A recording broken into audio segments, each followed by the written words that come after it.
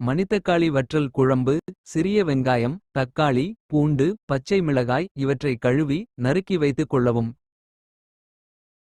வாணலியை அடுப்பில் வைத்து அதில் கொஞ்சம் நல்லெண்ணெய் ஊற்றி காய்ந்ததும் 2 தேக்கரண்டி மணித்தக்காளி வற்றல் சேர்த்து வறுக்கவும்.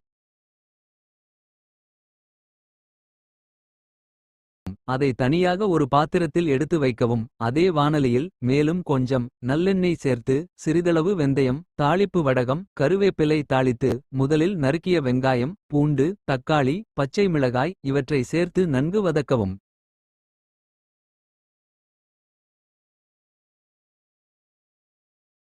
நன்றாக வதங்கியதும் மிளகாய்த்தூள் 2 ஸ்பூன், மல்லித்தூள் 4 ஸ்பூன், மஞ்சள் தூள் 1/4 ஸ்பூன் சேர்த்து கிளறவும்.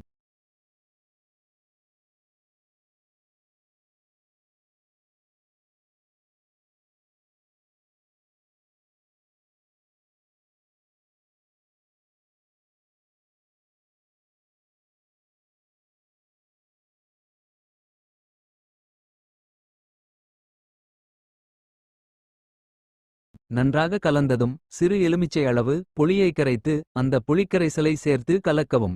நன்கு கொதித்து வந்ததும் தேவையான அளவு கல் உப்பு சேர்க்கவும். குழம்பு கெட்டியாக வரும் வரை அடுப்பை குறைவான தீயில் வைக்கவும். குழம்பு கெட்டியாக வந்ததும் வறுத்து வைத்த மணித்தக்காளி வற்றலை சேர்த்து கிளறவும். கொதித்ததும் இறக்கிவிடவும்.